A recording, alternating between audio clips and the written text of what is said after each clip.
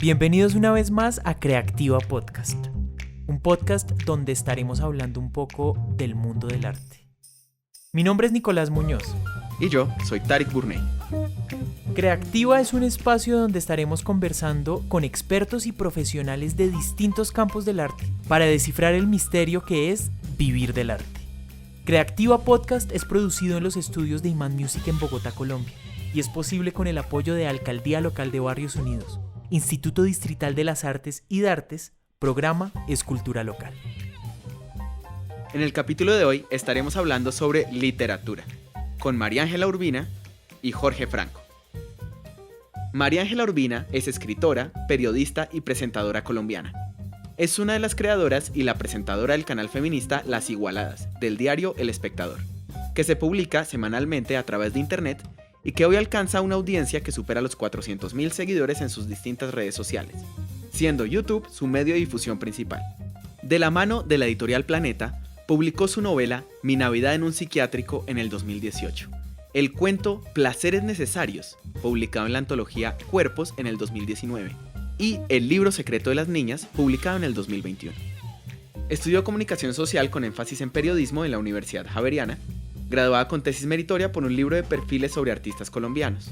En el 2017 recibió el premio IDEA, que reconoce proyectos innovadores que contribuyen a informar sobre derechos sexuales y reproductivos. En el 2018 obtuvo el premio León Zuleta, en la categoría de periodismo incluyente. Ha publicado en distintos medios colombianos como la revista Credencial, la revista Bacánica, la Humboldt Magazine, El Tiempo, la revista Semana y por supuesto en El Espectador, entre otros. Durante los últimos 3 años se ha especializado en hacer periodismo con perspectiva de género, gracias al impacto que Las Igualadas han alcanzado en su público fiel, integrado principalmente por mujeres jóvenes y adolescentes en toda América Latina. Jorge Franco nació en Medellín, Colombia. Hizo estudios de dirección y realización de cine en The London Film School, en el Reino Unido. Fue miembro del taller literario de la Biblioteca Pública Piloto de Medellín, que dirigió Manuel Mejía Vallejo, del taller de escritores de la Universidad Central y realizó estudios de literatura en la Universidad Javeriana. Con su último libro de cuentos, Maldito Amor, ganó el concurso nacional de narrativa Pedro Gómez Valderrama y con la novela Mala Noche en el 14º concurso nacional de novela Ciudad de Pereira y fue finalista en el Premio Nacional de Novela de Colcultura.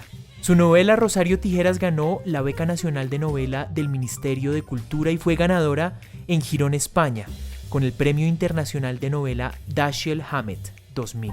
Paraíso Travel ha sido traducido a una docena de idiomas y su versión en cine se convirtió en una de las películas más taquilleras del cine colombiano. Sus obras Melodrama y Santa Suerte han sido editadas en varios países latinoamericanos. En 2014 gana el premio Alfaguara de novela con su novela El Mundo de Afuera. Jorge Franco ha publicado cuentos y artículos en diversas revistas nacionales e internacionales y fue invitado por Gabriel García Márquez a dictar con él su taller Cómo se cuenta un cuento en la Escuela de Cine y Televisión de San Antonio de los Baños en Cuba y fue tutor en la Maestría de Escrituras Creativas de la Universidad Nacional de Bogotá. Bienvenidos a Creactiva Podcast, María Ángela, Jorge, muchísimas gracias por aceptarnos esta invitación a esta conversación. Muchas gracias a ustedes por esta invitación. Sí, muchas gracias. Muy contento de poder estar en esta charla también. En esta charla vamos a hablar sobre literatura y sobre vivir de la escritura. Yo quisiera comenzar hablando sobre sus primeras obras. Son unos casos muy distintos. Yo sé que Mi Navidad en un psiquiátrico fue una evolución de un diario y por el otro lado Maldito Amor es una recolección de cuentos. ¿Cómo fue ese proceso al inicio de decidir voy a escribir o para publicar o voy a publicar esto que escribí? ¿Cómo fue esa mentalidad al inicio de sus primeras obras? Y también encontrar quién les publicara, que eso es también es difícil para un escritor encontrar esa primera persona que se interesa por lo que ustedes escriben. Yo siempre tuve unas inquietudes literarias grandes, eh, no tanto desde la escritura, sino desde la lectura. La literatura pues es un campo que permite acercarse a él de muchísimas maneras y la primera que casi todos tenemos y en la que casi todos coincidimos es en la lectura. Y, Y tenía también, por otro lado, unas inquietudes, pues me encantaba el cine, la televisión. Desde muy niño, pues era fanático de las películas, una camarita de Super 8, mi proyector. eh, y paralelamente, como que esa afición pues iba creciendo en mí, tanto la lectura como la del cine. Obviamente, pues yo estaba en Medellín y lo del cine lo veía muy complicado, pues no sabía ni cómo llegar a él.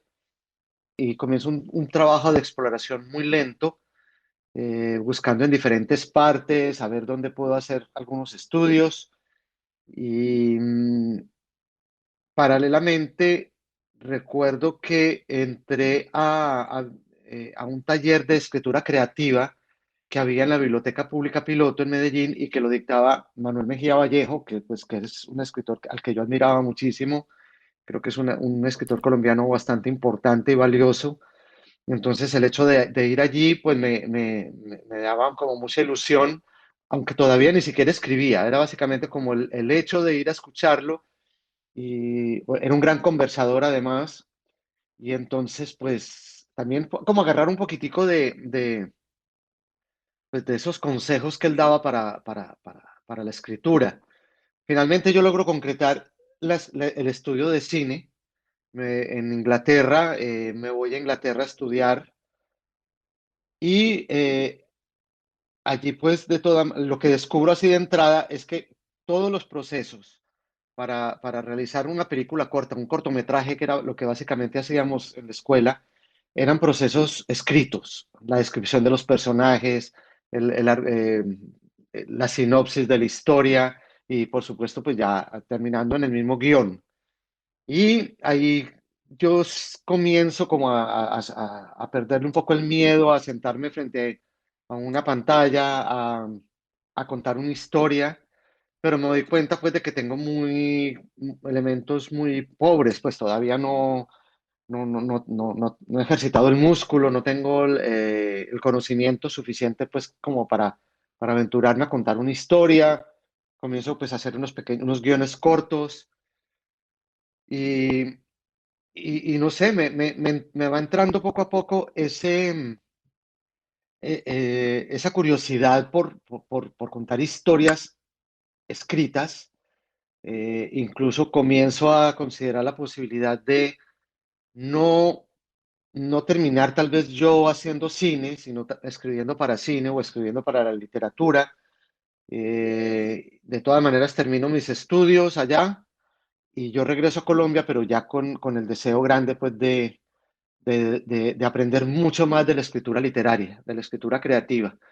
Yo me metí también a estudiar literatura a la Javeriana porque yo sentía que por otro lado tenía un vacío en cuanto a lecturas que yo quería llenar, sobre todo pues un poco más de estos textos clásicos de la literatura que de alguna manera de pronto nos habíamos acercado a ellos en el colegio, pero esa lectura que se hace en el colegio pues nunca, por lo menos en mi caso, nunca fue una lectura seria. Mm. No, es una lectura obligada, o lecturas que además, que eso es un tema, pues eso es otro tema, pero que es importante, son lecturas que muchas veces no coinciden con los intereses que tiene uno como lector a esas edades. Creo que a veces son lecturas que eh, incluso espantan un poco al a Casi los siempre a espantan. los lectores y Sí, a los así es. escritores, ¿no? Total.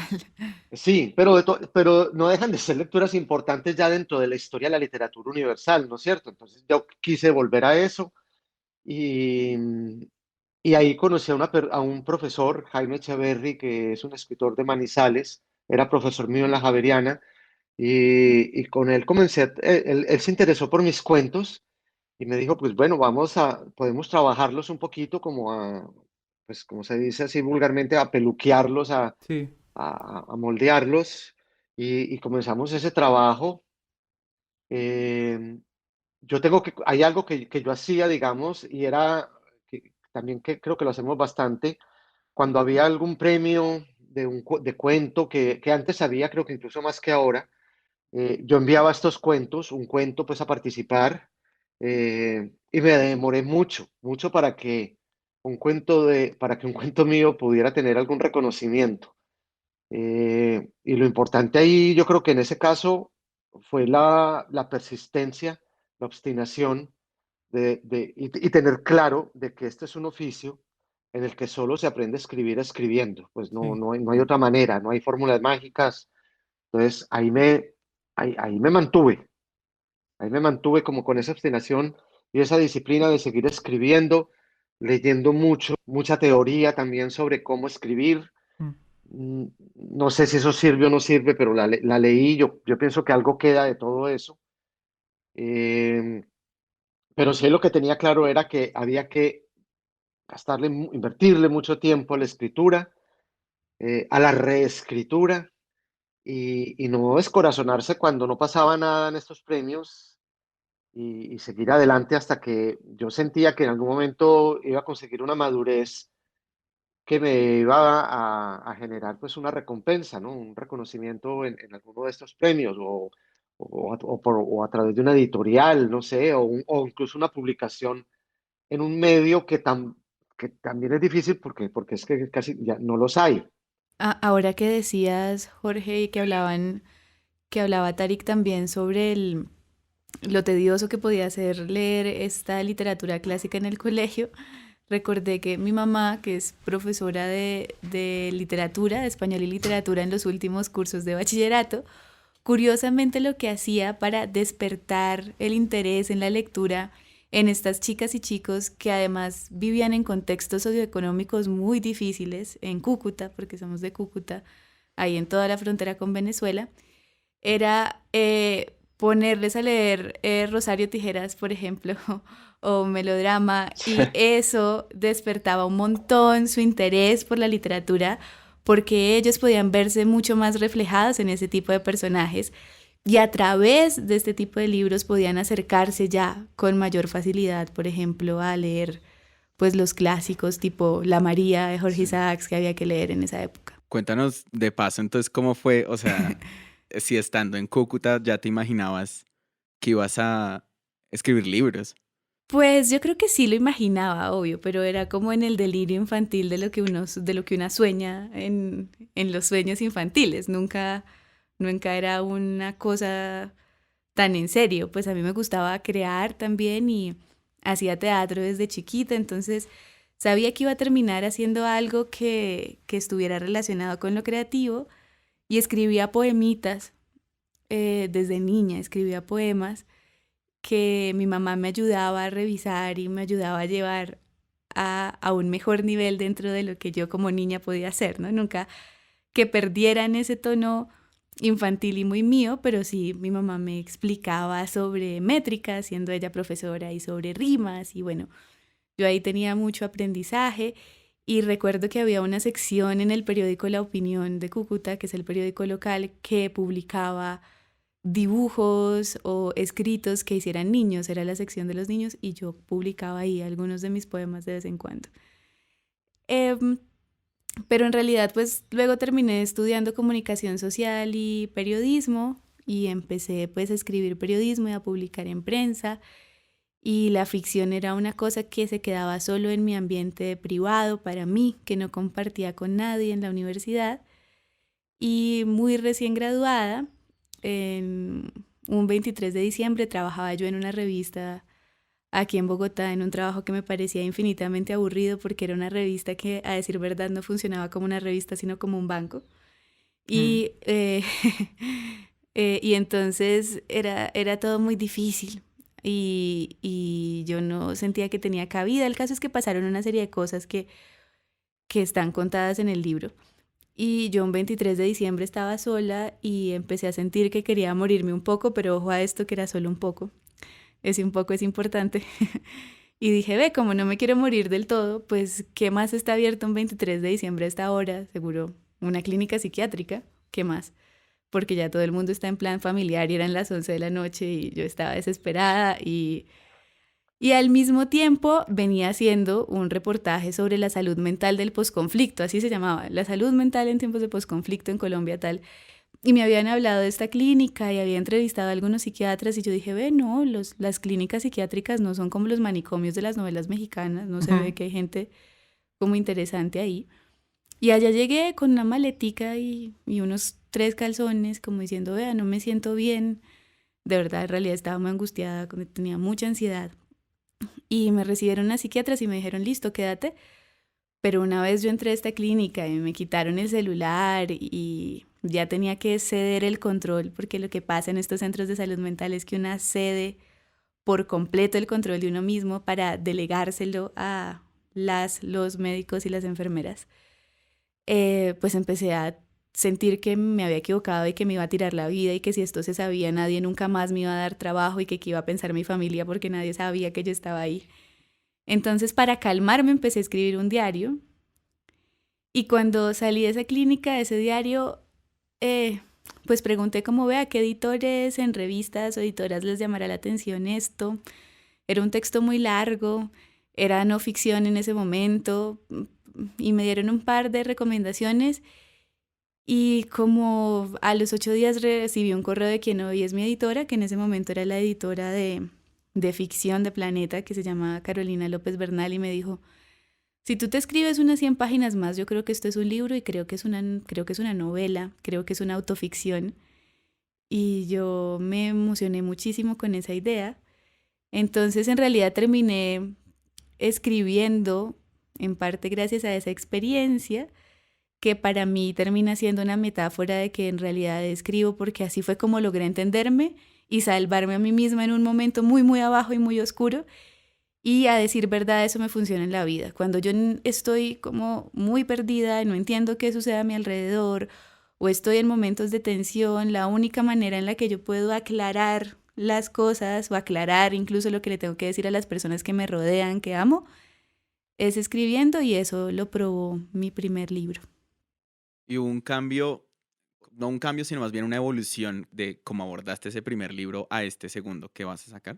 Claro, ya ahí, bueno, salió el primer libro publicado 4 años después de haber empezado a hacerlo. Pasaron muchas cosas en idas y vueltas, fue un proceso difícil para mí, mi editora tuvo un accidente, mi abuela se murió, yo rompí el libro en algún momento, lo volví a hacer, bueno, en fin. Y en todo esto sucedió que empecé a hacer un programa que se llama Las Igualadas, que es el canal feminista del Espectador, que yo creé junto a 2 personas y que sigo haciendo en este momento y soy la presentadora de ese espacio. Entonces empecé a tener cierto reconocimiento entre algunas mujeres, algunos de esos videos se volvieron muy virales en internet. Y cuando sale este libro es una sorpresa porque no es un libro que directamente hable de feminismo. A ver, pues lo escribí yo, seguro ahí está la perspectiva de género de fondo, pero no es un libro feminista desde el discurso porque en realidad es narrativa. Pero cuando sale, mi editora descubre que hay muchas niñas que van al lanzamiento de este libro y que las niñas, yo les caigo bien y que a mí me caen bien las niñas y que nos entendemos y que en parte se acercan también porque han visto estos videos de las igualadas y, y ella me dice como, ve, sería chévere que escribieras un libro para niñas y yo le digo, oye, si de pronto el libro que a mí me habría gustado leer cuando tenía 13 años me habría ayudado mucho en la vida. Y entonces de ahí el proceso es distinto porque ya hay una intención editorial que viene de ella, de una necesidad que ella siente que existe y ya ella me plantea una propuesta que es mucho más estructurada pues en términos de necesidad editorial y menos como del alma y de la creatividad y de la necesidad. Eh, y pues obviamente hoy siento que es un libro que también viene muy de adentro, pero que sí nace como un interés puntual de llenar una necesidad editorial que existía y era que las niñas tuvieran un libro que les hablara con perspectiva feminista de temas que son importantes en la preadolescencia. En el caso de Jorge, ¿cómo fue esos pasos, esa evolución de los cuentos, de los cuentos cortos como a la novela y después de hecho de novela a las siguientes novelas? ¿Cómo ha sido ese paso y esa evolución? Bueno, yo he venido hablando desde el comienzo, pues, de esta cosa de los premios literarios, incluso, pues, premios que eran pequeños. Básicamente lo que uno buscaba ahí era como ese reconocimiento que te iba a dar, más que todo era como confianza, porque yo todavía no me atrevía como a tomar una decisión de decir, me voy a dedicar a esto, o si me preguntaban ¿A qué te dedicas? Yo todavía no me atrevía como a decir soy escritor. Mm. Eh, yo sabía que en algún momento tenía que tomar esa decisión, pero necesitaba algún respaldo. Ya por fin, en algún momento, un cuento mío fue seleccionado como finalista, quedó entre los 10 finalistas, fue publicado por la Biblioteca Pública Piloto en un libro. Esto era un premio en el que participaban como 600, 800 cuentos. Y bueno, haber quedado en ese grupo de los 10 para mí fue muy importante. Yo incluso creo que hoy en día, a pesar de todos los reconocimientos que he tenido, este primero fue tal vez el más significativo para mí, porque yo creo que era lo que estaba buscando precisamente para decir, listo, me voy con todo para dedicarme a esto, a este oficio. Entonces yo sentía son apreciaciones que en este momento las considero equivocadas, porque no es así, pero yo sentía que en ese momento, con un libro bajo el brazo, pues yo ya podría decir que era escritor.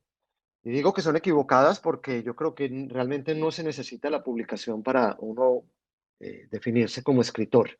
Yo creo que basta con ese deseo de dedicarle todo tu tiempo, tu interés, tu vocación, tu vida a un oficio, y que simplemente la publicación pues es algo coyuntural que puede llegar, puede demorarse o puede incluso no llegar, pero eso no hace que no seas escritor, el hecho de no publicar. Me di cuenta también de que el hecho incluso de haber ganado un premio nacional no iba a ser de mucha ayuda en las editoriales, porque ya comencé a tocar las puertas editoriales, pero no hubo, la verdad, mucha respuesta por razones también muy complejas en este medio. El género del cuento no es un género que las grandes editoriales consideren pues como algo importante, considerable.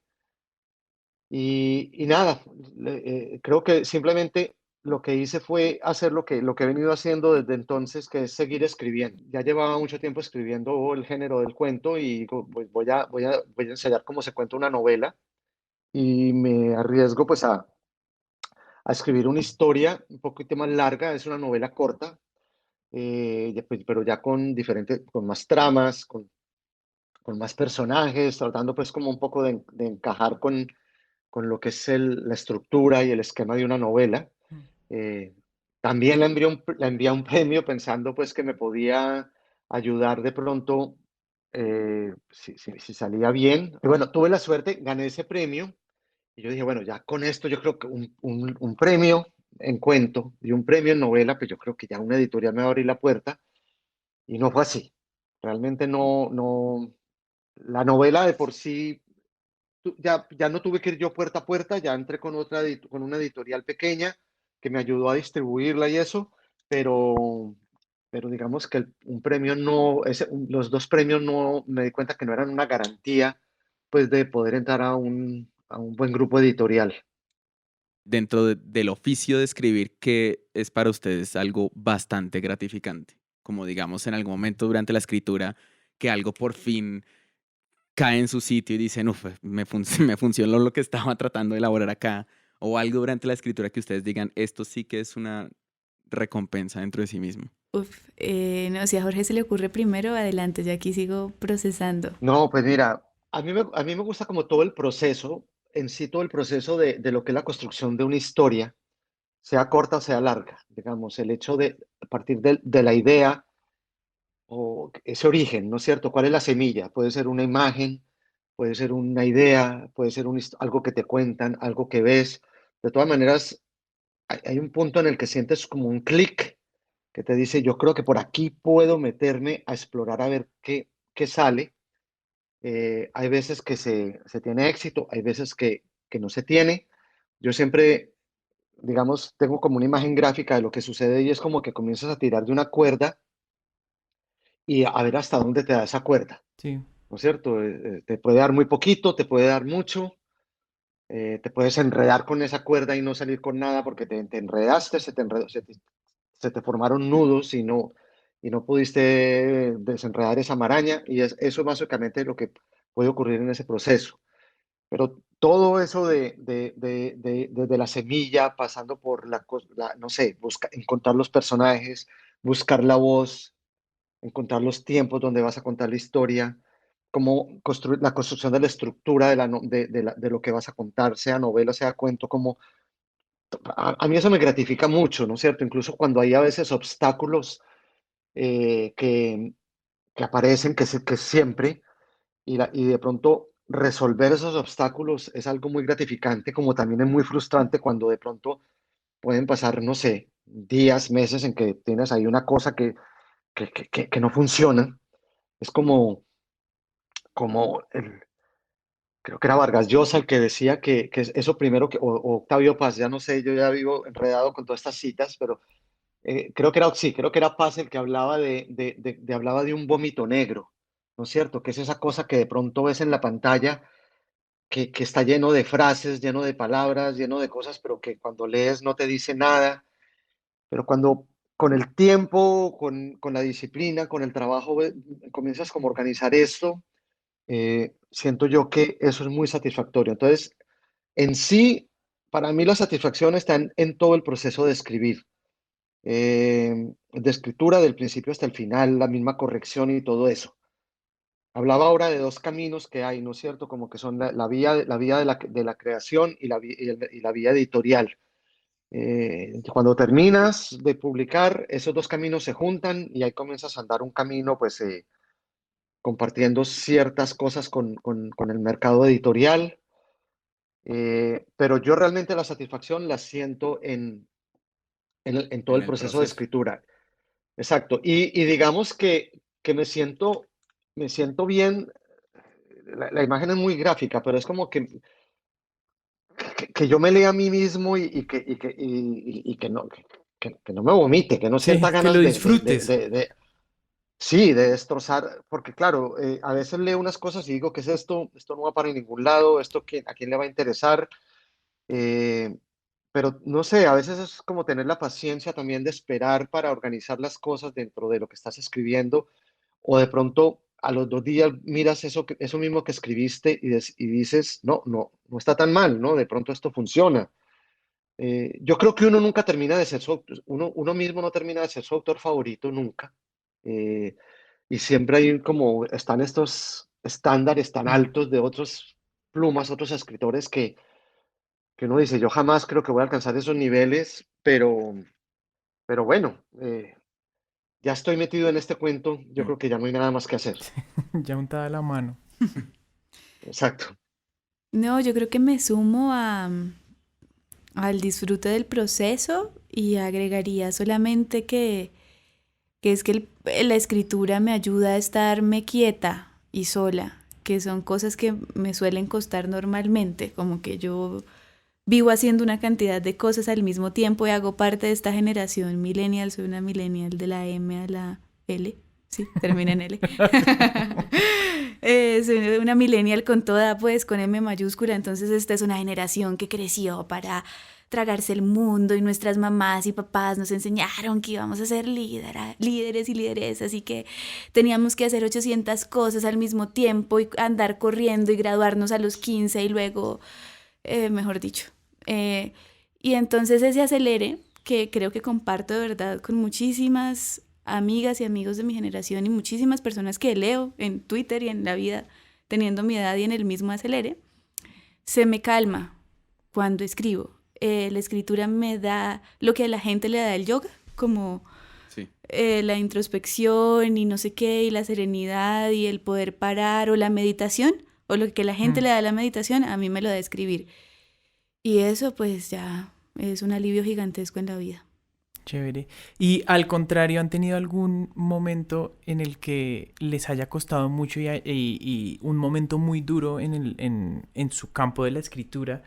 Que sea como voy a quemar este libro que estoy escribiendo. Sí, ¿cuántos bocetos has botado a la basura que has dicho, no, oigan, no voy a ser más escritor en la vida? ¿Han tenido ese Fue un buen momento? intento, pero no Todo más. el tiempo, me pasa cada día por medio, o sea, haciendo los guiones de las igualadas que salen cada 15 días, vivo en esas, vivo rehaciendo y diciendo esto no va para ningún lado, Pero también me pasa lo que decía Jorge hace un momento y me encanta saber que le pase a Jorge. Y me siento menos sola en el mundo, gracias. No, como que de repente lo odio en el momento, como que siento que lo que escribí es un desastre, pero pasan 2 días y ya luego, mira, no estaba tan mal esta china de hace 2 días escribiendo esto. Y eso es muy bonito. No, yo tengo un momento con mi primer libro que era Mi Navidad en un psiquiátrico y es una anécdota que si ustedes quieren se las cuento del momento en el que casi lo destruyo. Claro. Y ese momento yo estaba viviendo, me había ido a aprender inglés y a trabajar en Chicago, en cualquier otra cosa que no tenía nada que ver con escribir ni periodismo ni nada, trabajar como latina en Chicago. Ujú. Y allá estaba teniendo fechas de entrega muy marcadas de este libro. Y me encontré con un editor que yo admiraba muchísimo en medio de este viaje. Y resulta que él estaba escribiendo su libro. Y entonces nos fuimos a caminar por la calle. Y entonces yo le conté que resulta que estaba haciendo un libro y que había firmado un contrato con Planeta. Y se lo conté muy emocionada. Y me dice él, que lo sigo admirando un montón y por eso me dolió tanto lo que viene, dice que, es que ahora esas editoriales le sacan libros a cualquiera. Yo tenía, obvio, yo era, tenía 23 años y no tenía una hoja de vida con la cual sustentar porque una editorial me estaba dando un contrato. Y este hombre llevaba 10 años intentando hacer una novela sobre la migración y no sé qué, que a mí me sonaba fantástica y no sé en qué va ese proceso de verdad, lo digo en serio, pero no había conseguido quien se la publicara hasta el momento, pero yo no lo entendí en ese momento. Hoy entiendo que él tenía una frustración propia y lo entendí después, pero en ese momento yo solo dije, qué horror, de verdad, le dan las editoriales libros a cualquiera que es perpento, y pues yo soy cualquiera, obvio. Porque además yo no le había mostrado el libro a nadie, sino a mi editora, lo que llevaba, y se lo mostré a él en ese momento. Y en el primer párrafo de mi libro, dice como la última frase del primer párrafo es, y sí, estoy medianamente jodida, buen descubrimiento, dice el libro. Y dice este señor, ¿jodida? La palabra jodida en el primer párrafo, ¿qué es ese artilugio? Los escritores que utilizan puras palabras vulgares o excesivamente populares como artilugio para llamar la atención, eso es un camino fácil, eso es un facilismo, eso es como acortar el camino. Te recomiendo que lo explores y veo esto muy anecdótico. Piénsate el porqué filosófico de tu libro, y mi libro es tremenda anécdota. O sea, si alguien saca filosofía de ahí, chévere. Digo, hoy como que yo he encontrado propósitos por debajo de la anécdota, pero que yo me hubiera propuesto tirar filosofía, no. El propósito era yo entender qué estaba pasando en ese momento, entender a los personajes, contar una carreta y de los demás y la mía, que es ficción, pero que la ficción una solamente puede contar la verdad, ¿sí? La ficción como camino para contar la verdad. Pero entonces este hombre me dice que eso no tiene como el propósito, como el Que deben porqué tener los libros. que deben tener los libros, porque leyó 5 páginas muy anecdóticas y además usaba la palabra jodida. Bueno, yo volví a mi casa. Fue muy inspirador ese encuentro, realmente. Impresionante, no se imaginan. Creé un documento nuevo que no decía la palabra jodida y empecé a escribir otro libro. O sea, mismo se llamaba Mi Navidad en un psiquiátrico y todo, pero yo creo que le habría cambiado el título de esa versión y era otro libro, Chan. Y en la fecha de entrega le llegó a mi señora editora, pobrecita, otro libro. Y casi se muere. Y me llamó por WhatsApp bastante. A decirte que la dejaste jodida. A decirme que la dejé jodida y que hiciera el favor de recuperar el espíritu del libro. Y gracias a ella, que ángel tan impresionante en mi vida. Y soy muy privilegiada, sin duda. Entendí ahí el privilegio que yo tenía de ser una china de 23 años de Cúcuta, que era cualquiera, con un contrato y con una editora creyendo en ella, y ella fue la que me recordó porque lo que estábamos haciendo pues tenía una razón de ser y no había que romperlo. Pero igual a este editor, pues no, que gracias, que espero que estés bien. Y hoy en Y día, que haya sacado el libro. Y que haya sacado el libro, oiga, sí, de verdad. Y hoy en día de esa, como de esa experiencia, ¿cómo lidiarías con digamos, con una frustración similar? Similar a ese momento. O sea, que Mm, Sí, llegara una pues, persona, otra ah, persona X a leer el este libro que estás segundo libro. escribiendo. No, pues yo creo que ya entendería un poco más de dónde viene la gente. Es que en ese momento yo también leí la literalidad y no leí el trasfondo de lo que él me estaba diciendo y no lo leí a él. Mm. En este momento ya entendería que también es difícil estar viva y vivo para todo el mundo y que hay mucha gente que dice cosas desde su propia frustración, que no los juzgo, la vida es difícil, pero ya tengo un poquito más de marcos de referencia para tener la posibilidad de creer un poquito más en lo que escribo. No les digo, ¿y cómo creo? No, pero un poquito más sí, y sobre todo para entender que la gente también hay que leer lo que dice con prismas y no comerse el cuento. Y ese ha sido un ejercicio que también me ha ayudado un montón el feminismo para tenerlo, ¿no? Como Sí. decir, pucha, a las mujeres sí que nos cuesta, a todos los creadores de contenido, pero a las mujeres nos cuesta el doble creer en nosotras mismas cuando estamos haciendo cosas intelectuales o creativas y por eso se ve en la brecha salarial y se ve reflejado en muchas otras cosas. Entonces también me acuerdo como de las históricas feministas y de las escritoras que han pasado por ahí han vivido lo mismo y digo, bueno, no vamos a dejar que me tumbe al menos como por un ejercicio de resistencia política, así sea, no porque esté creyendo en mí tanto, sino porque es un ejercicio político decir, Ujú. vamos a hacerlo. Ok. A Jorge, ¿cómo le va con lidiando con las frustraciones durante el proceso de escritura? Bueno, yo pasé por muchas similares a las de María Ángela, de todas maneras. Yo recuerdo, pues, bueno, las anécdotas son muy largas, son muchas. Cuando iba con mi librito de cuentos tocando puertas en las librerías, a veces hay gente que lo miraba así despectivamente y me decía, no, Sí. esto no se vende, esto no se vende, y tenía que salir yo así.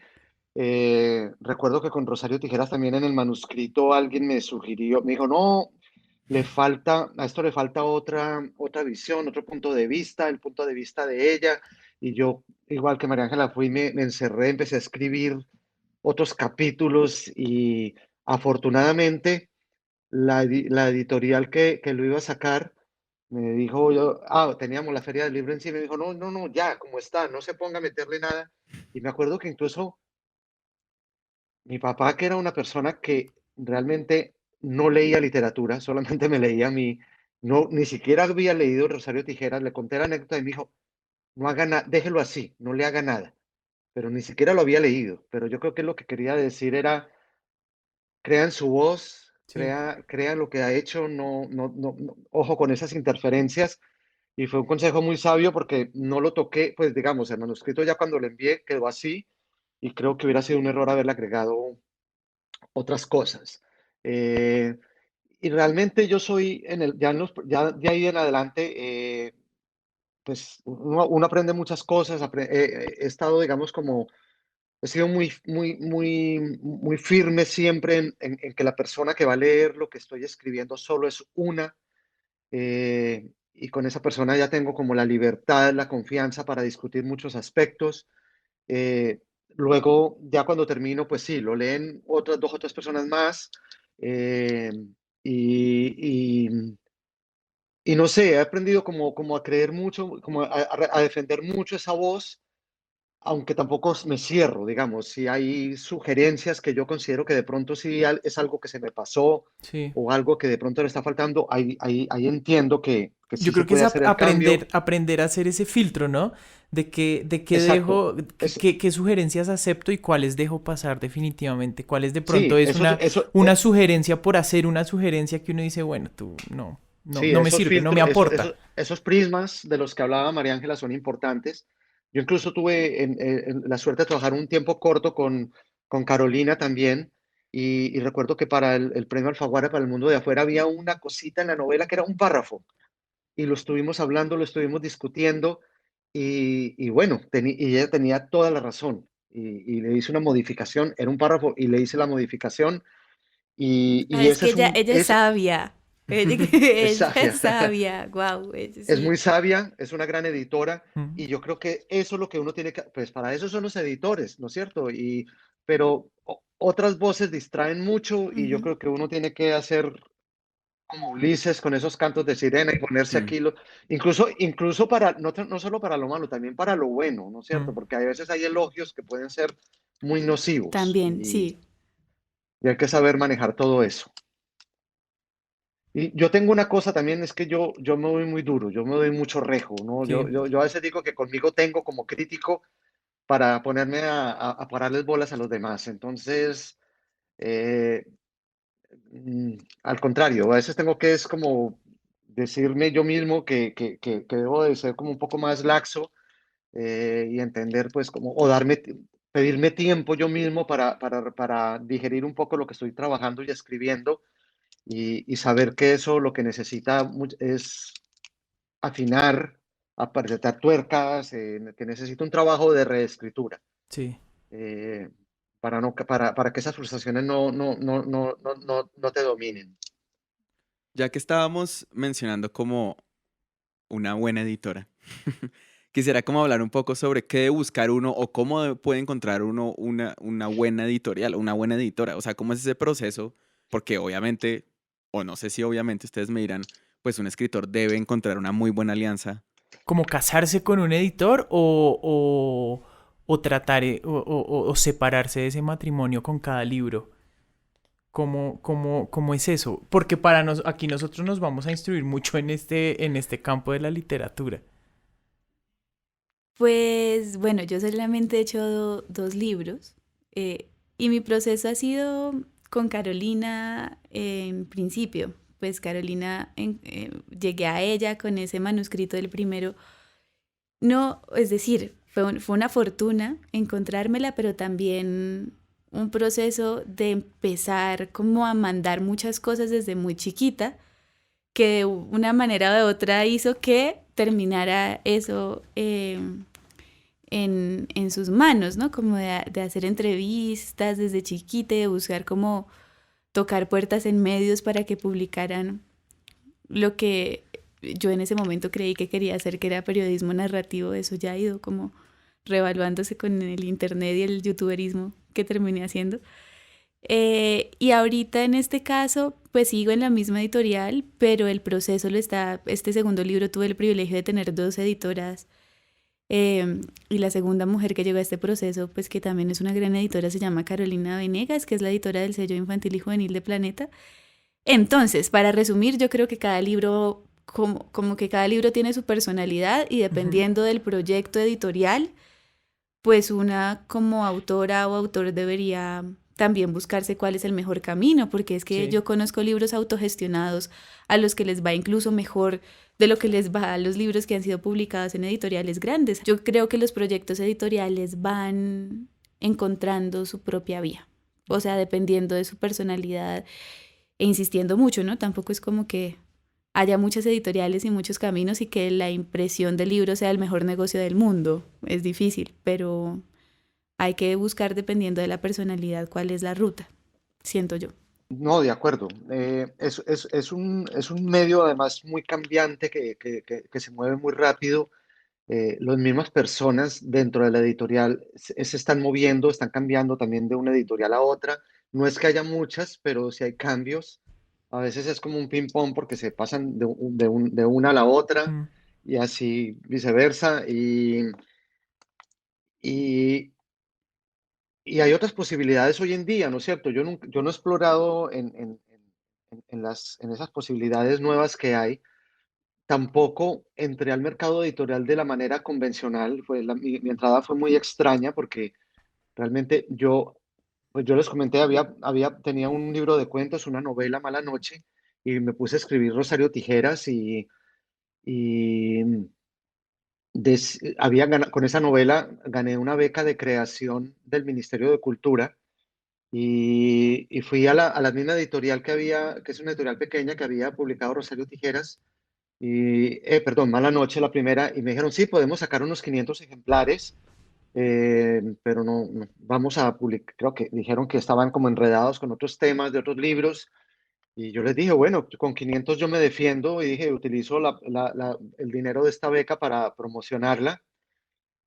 Por cosas del azar, esa novela cae en manos de quien, de quien en esos momentos era tal vez el columnista más leído de Colombia, que era Enrique Santos Calderón. Mm.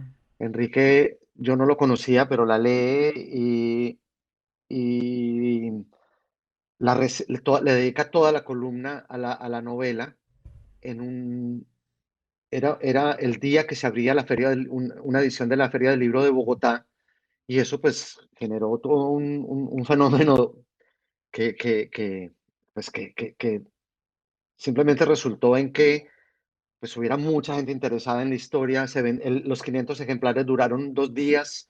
La editorial casi, pues me tocó pelear con la editorial para sacar, pues porque estábamos empezando la feria, como para que sacaran siquiera otros 1000 ejemplares antes de terminar la feria. Y ya comenzaron otras editoriales a buscarme, a ver, pues pensando ya en lo que venía. Entonces, esa fue una entrada muy, muy diferente a la convencional. Digamos, no, ya había tocado puertas, sí, con los libros anteriores, como les dije, pero no se abrieron.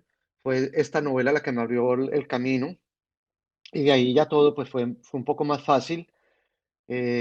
Aunque yo sigo sintiendo, digamos, que he tenido buenos editores, buenas editoriales, pero ya entras a hacer, tu libro va a ser un producto más en un catálogo donde hay miles de otros libros, de otros productos, y donde pues el editor, el de ventas, el de mercadeo, el director editorial, pues todos supuestamente tienen que ponerle atención a todos esos otros libros, y a veces sientes que no están haciendo por tu libro lo que uno quisiera que hicieran. Pero digamos que no ha sido propiamente mi caso. eh, y no, la verdad es que yo sigo insistiendo en que lo mío, mi vínculo fuerte con el tema del libro es el proceso de escritura, es la escritura en sí. Siento que lo otro son cosas del azar, como fue la anécdota que conté de Rosario Tijeras, pues para su publicación y para su divulgación. Entonces, lo único que garantiza que esas cosas pasen, yo creo, es que haya una historia que guste, una historia sólida, una historia que a lo mejor es cuestión también como de coincidencias, ¿no?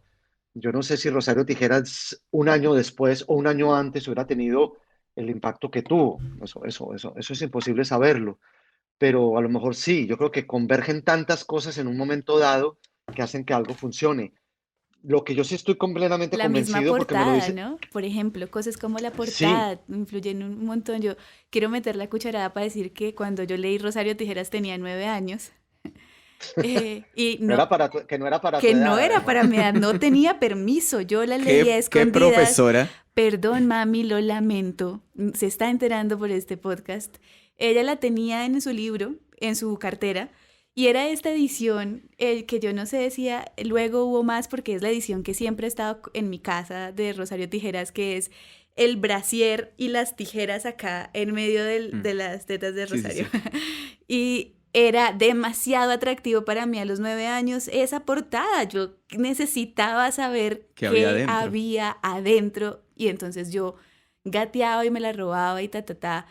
Y me la leía a escondidas. Mi mamá creyó que yo, o sea, sí, nunca supe si se dio cuenta y me lo permitió o qué, pero pues la leí a escondidas y fue fascinante, pero por ejemplo a mí me entró por los ojos. Yo decía, este brasier de encaje y esas tijeras, ¿qué será lo que tiene por dentro? Era muy llamativa para mí la portada, entonces supongo que ese tipo de lecciones también pueden cambiar la historia de un libro, ¿no?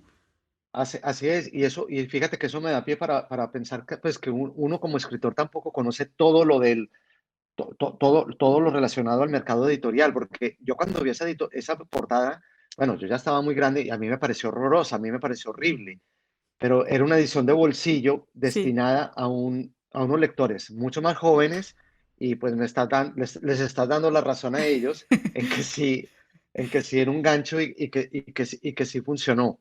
Sí, sin Entonces, hay, duda, hay, hay, hay, sin duda hay funcionó. muchas cosas en esto, hay muchas cosas en este mercado editorial que yo creo que son ajenas también a uno como autor, y que básicamente yo creo que lo que uno tiene que es concentrarse es en la escritura, y, y tratar de tener una historia, pues, como mínimo, medianamente decente, o que uno la considere así.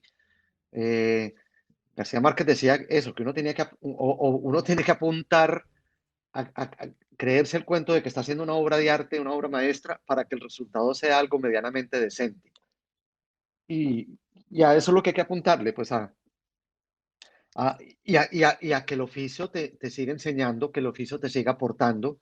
Yo siempre he creído que esto es pues que nunca se termina de aprender en este oficio y que un libro simplemente es un escalón, un peldaño para el siguiente y que de eso se trata, ¿no? De ir aprendiendo con la escritura. Em, bueno, este podcast se trata de cómo vivir del arte. Entonces yo quería en esta última sección preguntarles, ¿ustedes consideran que uno puede vivir de este arte de la literatura? No, yo quiero saber qué dice Jorge para prepararme. No, pues, a ver, yo no tengo, digamos, yo no he tenido, no puedo tener quejas, digamos, porque yo sé las limitaciones de este medio, lo difícil que es publicar sobre todo, además en un país donde se lee tan poco. Es que ni siquiera es culpa de las editoriales o de las librerías o eso. Creo que ni siquiera aunque las políticas de Estado podrían ayudar un poco más, pero creo que tampoco. Es que esto del hábito de la lectura es una cosa complicada. Yo no sé, a veces yo creo que es algo como se nace con ese gusto, como se nace con el gusto por el chocolate o por jugar fútbol.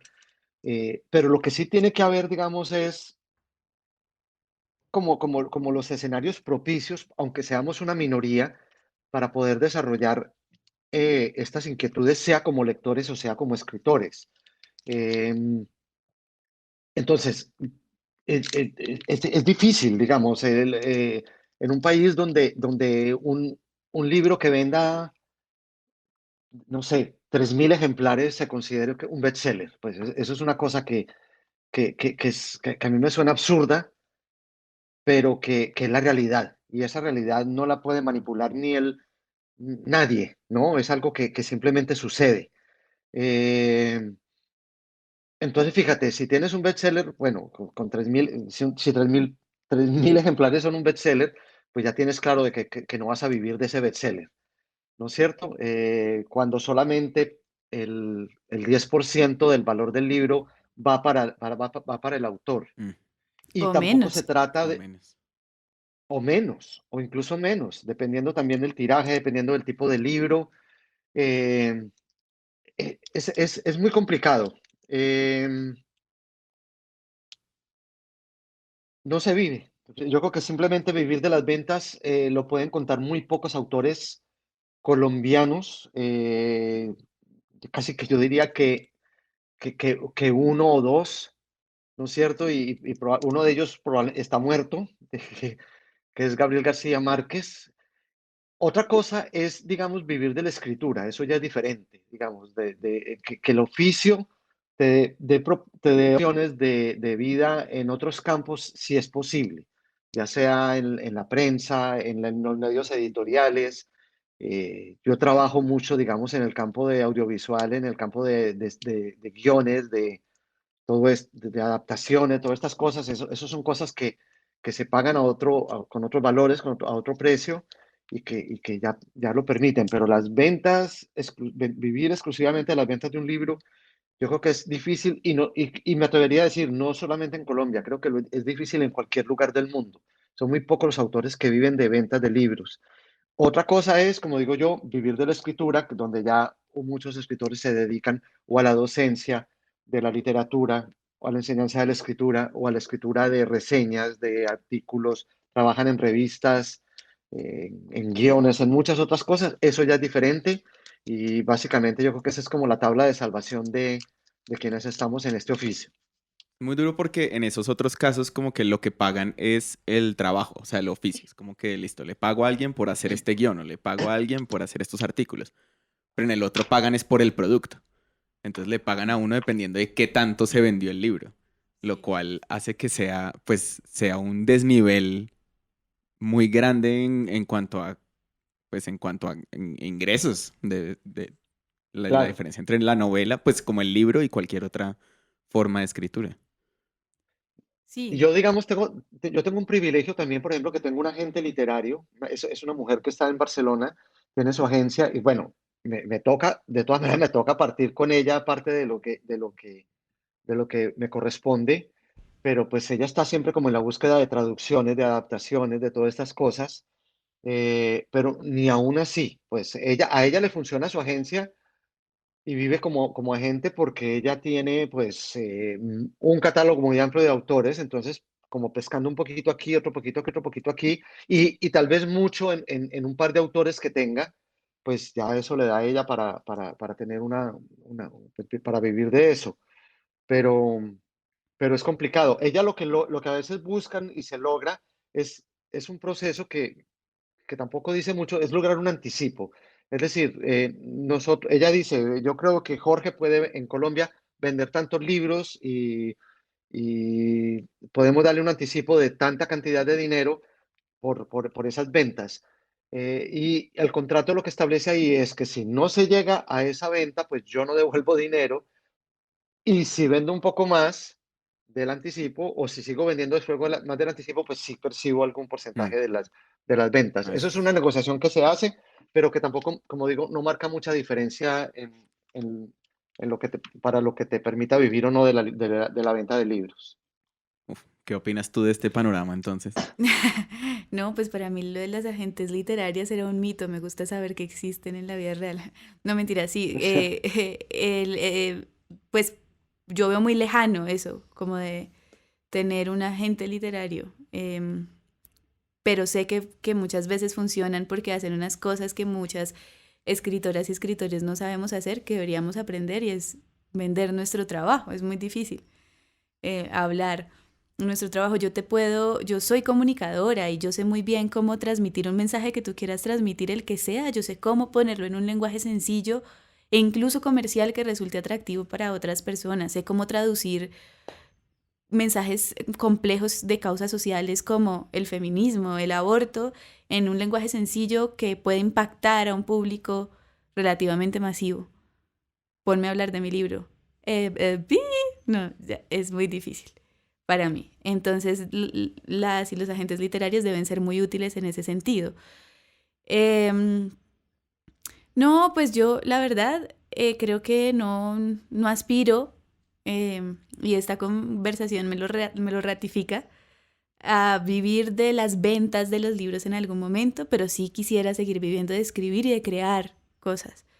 Em, sí, de escribir en toda la transversalidad de la palabra escribir.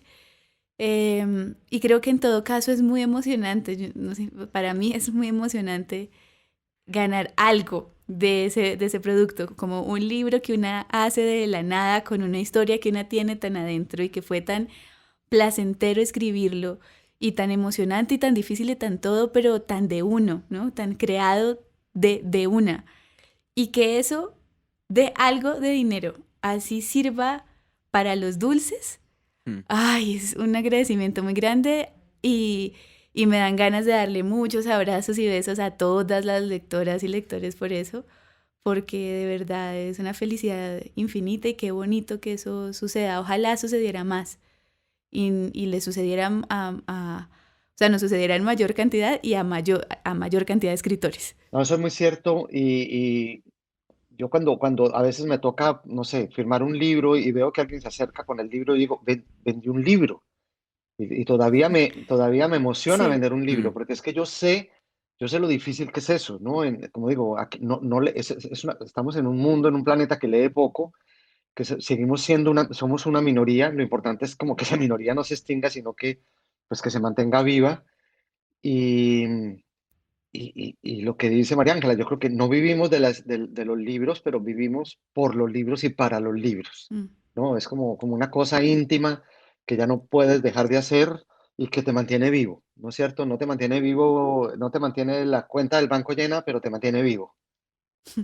de Bueno, acuerdo. hemos dado muy buenos consejos y esta charla ha estado increíble. Pero entonces, para cerrar, me gustaría pensar en un último consejo, ¿cuál sería algo, o sea, qué sería algo que le dirían a alguien que apenas está empezando o que está frustrado como de enfrente de la hoja blanca? Como, ¿cuál sería ese consejo? O que se habrían dado a ustedes mismos si pudieran, como antes de empezar. Un consejo para alguien que apenas está empezando. Yo quisiera hablarle a las mujeres jóvenes que quieren ser escritoras, porque como decía hace un momento, ahí el proceso es doblemente difícil, y les diría que no sientan pena de enunciarse como escritoras. Jorge lo decía hace un momento, y aún así que le cuesta, ¿no? Porque qué oso, porque van a decir que soy muy arrogante por eso, porque no creen en mí lo suficiente, porque el canon es de hombres. Estoy en este momento estudiando una maestría en literatura y caray, ¿cómo les cuesta a los profesores dar ejemplos de mujeres y se esfuerzan? Porque estoy en una maestría en donde se esfuerzan y donde, además yo pregunto mucho, venga, y en la generación del 98 no hubo mujeres, ¿cómo así? Y entonces ellos se esfuerzan con la menor voluntad y es que es una investigación doble, ¿no? Es decir, vamos a cambiar la historia y vamos a revolcar el canon y lo vamos a hacer todas y necesitamos que seamos muchas las que estamos creyendo en este cuento, pues para cambiar la historia.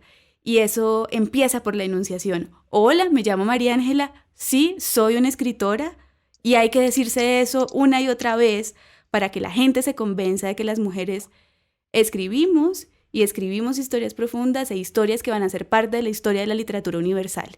Entonces, nada, desde el lenguaje y eso sí también como ya desde lo práctico, tocar muchas puertas, escribirle a muchas personas, ser intensa, vale la pena y en algún momento una de esas puertas se va a abrir o una va a conocer el ángel de la guarda que es y... hablé como mi abuelita Ángel de la Guarda, pero bueno, sí, va a aparecer como la persona que es, va a aparecer la persona que es, la puerta que se va a abrir y ya está, pero antes hay que insistir un montón. Me sorprendería saber cuántas veces se ha dicho Ángel de la Guarda en las grabaciones de este podcast. Es un tema recurrente en todos los campos de las artes. Sí, yo sé que tuve uno que fue Ricardo Silva Romero, fue muy importante, y luego pues mi editora Carolina López Bernal, la gran Ángela de la Guarda. ¿Qué dice Jorge? No, yo creo que la mención al ángel de la guarda no sobra porque yo también recuerdo que un amigo escritor en algún momento me decía, se necesita talento, pero también se necesita suerte. Yo creo que esa suerte es el ángel de la guarda. Mm. Y yo, mira, yo recuerdo que cuando yo estaba empezándoles a escribir, también les comenté al comienzo de esta charla que leí muchos libros sobre teoría de escritura creativa y me encontré una frase en un libro de una escritora, Isaac Dinesen, que, que tenía, ella, Caret Blixen se llama porque también tuvo que ponerse un nombre de hombre para que la tuvieran en cuenta como escritora. Y ella tenía una frase que yo me la aprendí y es la que yo siempre la sigo al pie de la letra y creo que es un consejo válido para cualquier persona que quiera escribir. Ella decía, escribo un poco todos los días, sin esperanza y sin desesperar. Y yo creo que esa es una premisa que es, para mí la sigo usando, sigue siendo válida. Trato de que no sea un poco, de escribir un poco, trato de que sea un poco más de poco, que sea bastante lo que pueda escribir en un día, pero por lo menos lo de sin esperanza y sin desesperar es algo que siempre hay que mantenerlo. Y yo creo que estoy plenamente convencido también de que estos son procesos en los que una vez se adquiere la madurez que se necesita, tienen su recompensa. Hoy en día son muchas las posibilidades, no solamente a través de editoriales, sino pues, de otros medios para que te lean, para ser leído. Y yo creo que si el texto, lo que estás haciendo, es suficientemente maduro, si tiene fuerza, si es original, digamos, si tiene todas las virtudes que busca cualquier lector en un texto para leer, va a encontrar receptores, va a encontrar con toda seguridad el reconocimiento por parte de pocos, muchos o muchísimos lectores. Muchísimas gracias por estos consejos y por esta gran charla. María Ángela, Jorge, muchas gracias por venir acá y compartir con nosotros en Creativa Podcast sus experiencias y sus opiniones. Muchísimas gracias a ustedes, un gusto conocer a Jorge, gracias Nicolás, gracias Tarik, me voy con un montón de aprendizajes y con energía para seguir escribiendo y ya, creo que eso es muy importante. No, me parece importantísima esta charla porque es un tema del que no se habla mucho, digamos, muchas veces ya se habla, digamos, de la esencia, de lo que se escribe, de mil anécdotas, pero ver como el tras bambalinas de la escritura es algo que también es importante hablar de vez en cuando y también con la esperanza de que las cosas cambien para mejor en este oficio. Y también, además de agradecerles, invitarlos a abrirles los micrófonos a ustedes y a todos los artistas para que se hable sobre ciertos temas que normalmente no se hablan. Entonces, abrirles el micrófono, invitarlos cuando se les ocurra y hablar de lo que se les ocurra aquí en Creativa Podcast. Volveré. Gracias. Gracias. Muchas gracias. Un saludo muy grande a todos los que nos escucharon en este capítulo y los invitamos a conocer los demás episodios ingresando a www.imanmusic.net/podcast. También nos pueden encontrar en Spotify, Apple Podcast, Spreaker y las otras plataformas de podcast. Creativa Podcast es producido en los estudios de Iman Music en Bogotá, Colombia, y es posible con el apoyo de Alcaldía Local de Barrios Unidos, Instituto Distrital de las Artes y Dartes, Programa Escultura Local.